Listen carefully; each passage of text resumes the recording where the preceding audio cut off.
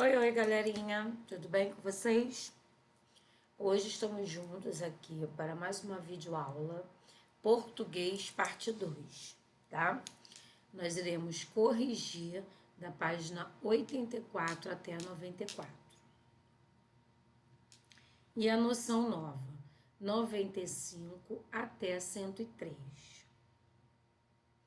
Também teremos uma redação páginas 104 e 105. Ok? Então, hoje, noção nova de 95 até 105. Só que teremos redação também hoje, tá? Então, vamos lá para a correção. Correção, 84. Tem mais um conto africano. Então, uma leitura e interpretação. Aí vem letra A. Vocês sabem o que é acaçar? Escrevam o que sabem ou o que imaginam ser um acaçar. É um tipo de alimento. B. Verifiquem suas hipóteses buscando o significado da palavra acaçar no dicionário. Registrem o que for mais adequado no trecho lido. Então, ó, prato afro-brasileiro, espécie de bolinho de arroz ou de milho, ralado em pedra, fermentado ou não, cozido com água e sal, até tomar consistência, depois envolto em folhas de bananeira. C. Leia as palavras destacadas e levantem hipóteses sobre seus significados. Depois, pesquise os significados em um dicionário e confrontem os resultados. Então, tinha duas palavras para vocês pensarem o que é e vocês depois iriam procurar.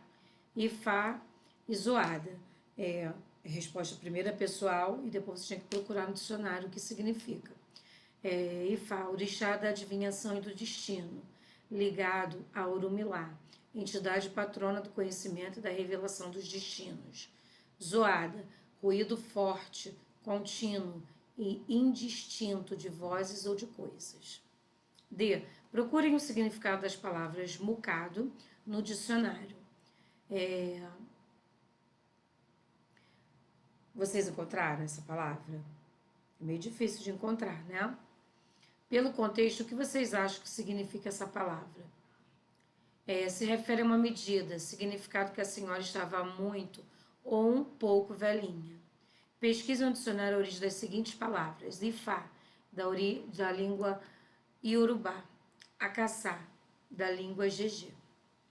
Vocês conhecerão, pelo texto, um tipo de comida típica da cultura africana, o acaçá. Conheçam a seguir outras palavras que também fazem parte da cultura afro-brasileira. Temos o acarajé, vocês tinham que buscar o significado, massa de feijão fradinho moído, temperada com sal e cebola ralada e frita em forma de bolinho, no azeite de dendê. Origem do Urubá. Munguzá, canjica, origem do quimbundo mucunzá. Bobó, iguaria de origem africana, preparada com feijão mulatinho, banana da terra, ainda verde, azeite de dendê e pimenta, que se come com inhame ou mandioca. Origem do GG. 3. Observe as palavras a seguir e escrevam, seguindo o exemplo, como vocês deveriam consultá-las no dicionário. Se tiverem dúvidas, testem as possibilidades. Fechou, fechar. Correntes, corrente. Desvaneceu, desvanecer. Desistiria, desistir. Ressequidos, ressequido. Paredes, parede. Orixás, orixá. Deuses, Deus. Ancestrais, ancestral. Agora faça o que se pede. Copie as palavras da lista anterior na ordem em que elas aparecem no dicionário. Ficou ancestral, corrente, desistir, desvanecer, Deus, fechar, orixá, parede e ressequido, em ordem alfabética. Por que a palavra desistir vem antes de desvanecer? Porque as três primeiras letras dessas palavras são iguais e a diferença ocorre a partir da quarta letra. Aí vem o alfabeto, né, que a gente já explicou essa parte para vocês. Consulte a palavra coroa no dicionário. Assinale qual de significado registrado é o mais adequado à expressão. A coroa é paciente, é o domínio da realeza. Vocês já observaram que a palavra coroa tem vários significados. Qual deles você apontaria como o sentido mais usado no dia a dia? Coroa é mais usado no dia a dia como gíria, no sentido de uma pessoa mais velha, né?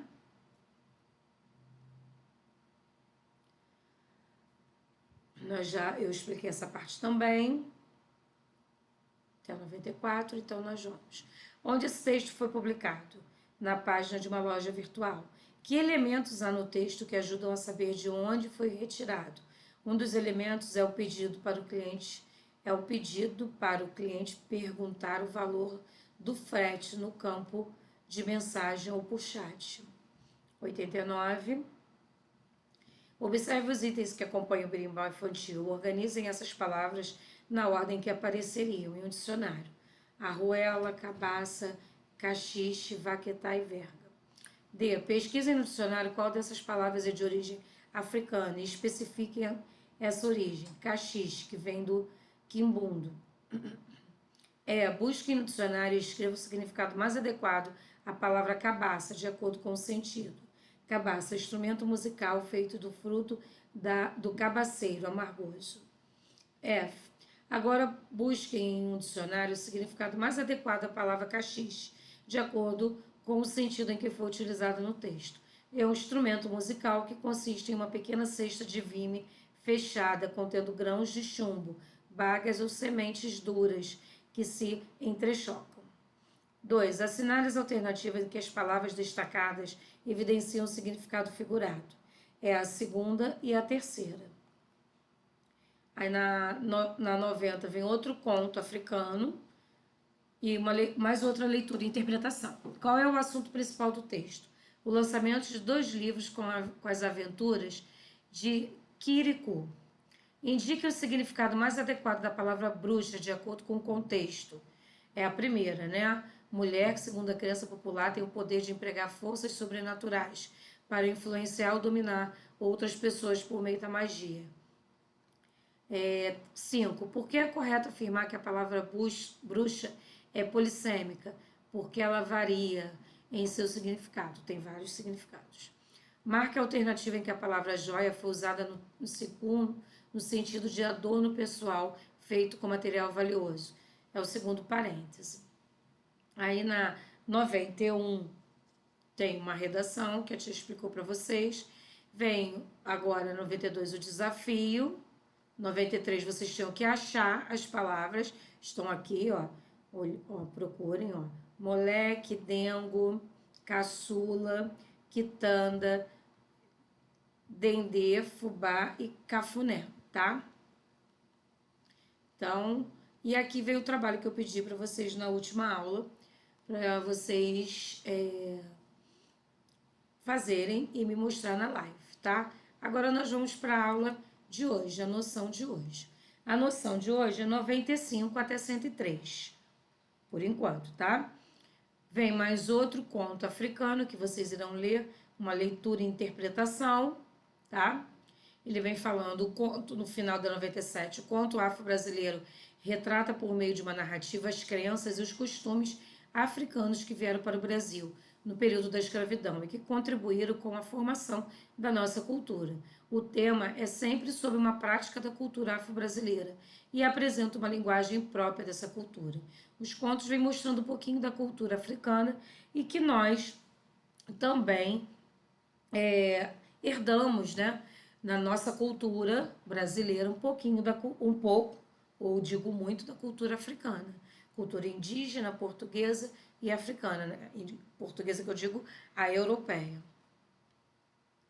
Na 98 continua, tá?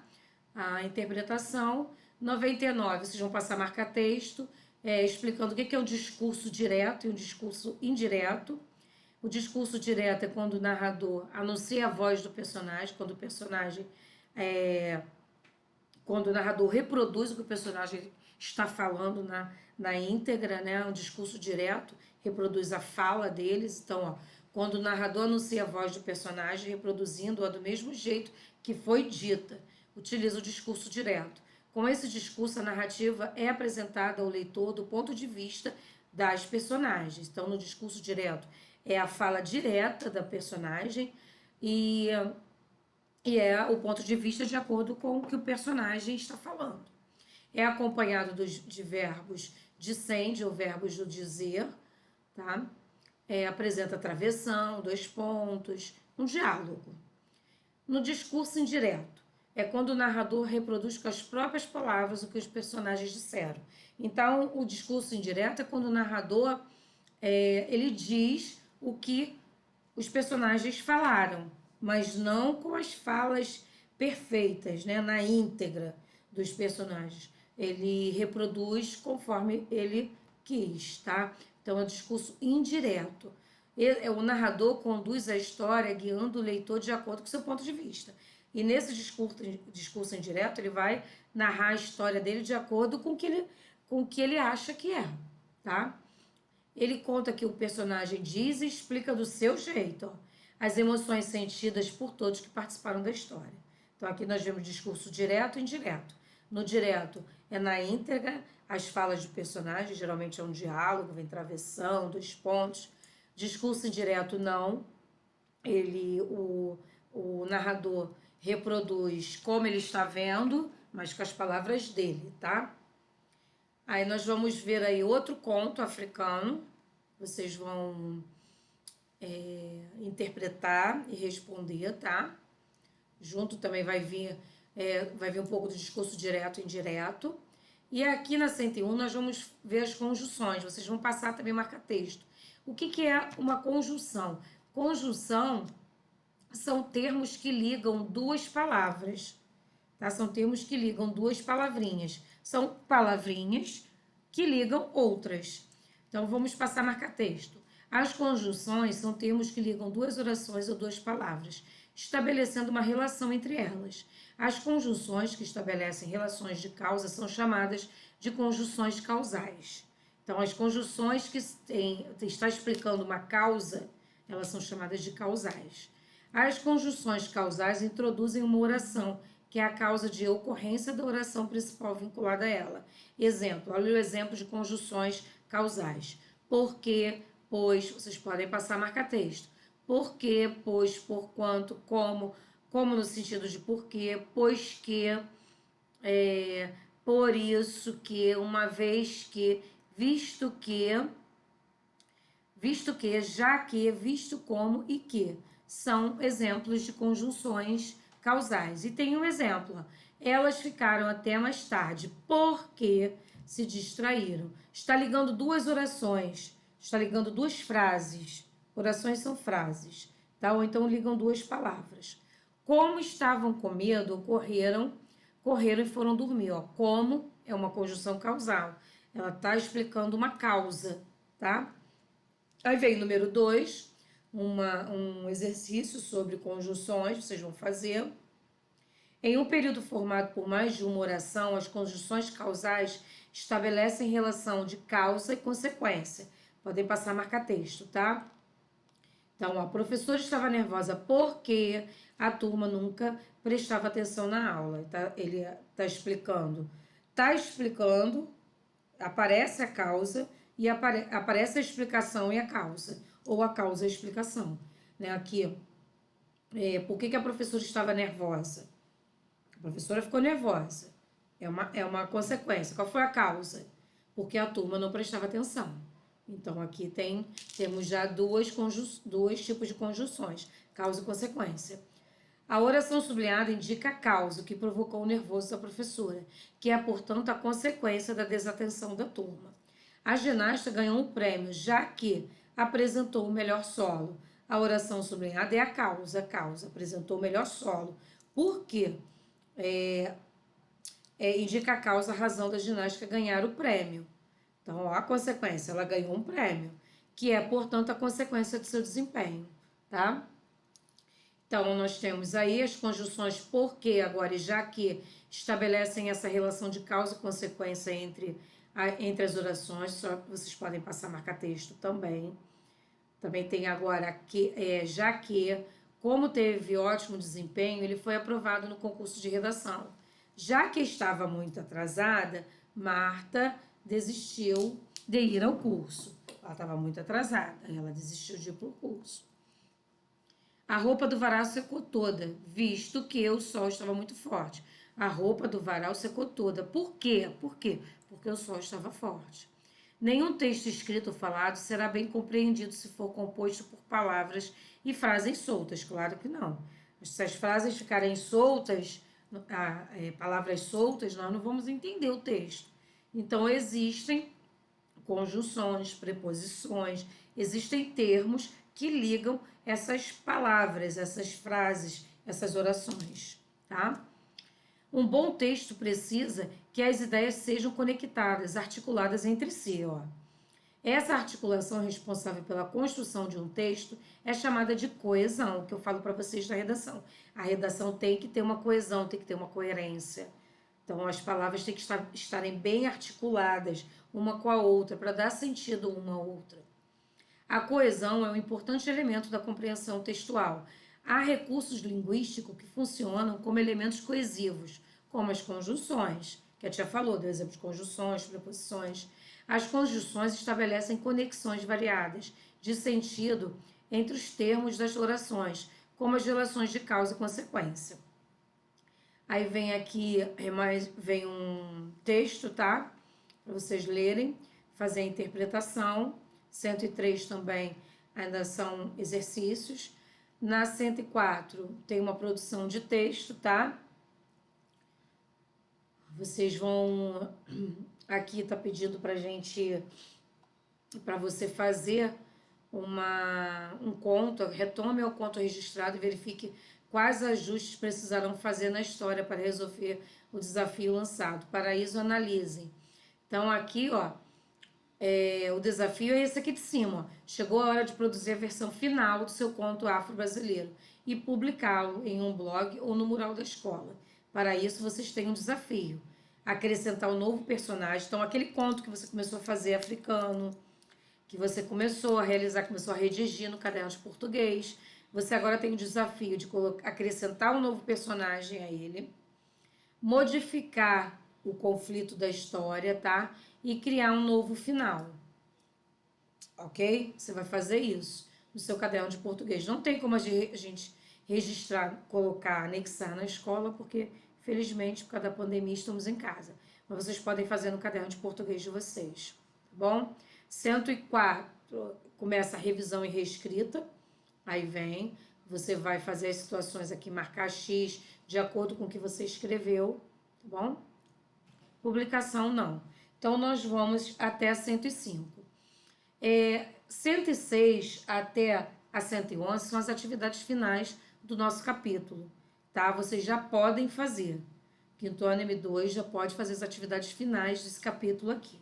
Na próxima aula eu irei corrigir, tá? Então, para a gente finalizar o livro 2, tá bom? Atividades finais é tranquilo porque é revisão do capítulo todo, ok? Então, pode fazer as atividades finais até a página 111, ok?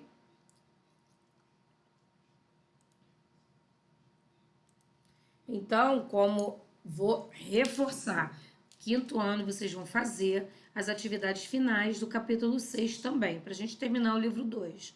Não é difícil, porque é português e é mais tranquilo, ok? Aí vocês vão fazer até a página 111 e terminar o livro 2, ok? Aguardo vocês na próxima, eu irei corrigir esse livro e nós iniciaremos o livro 3. Beijos!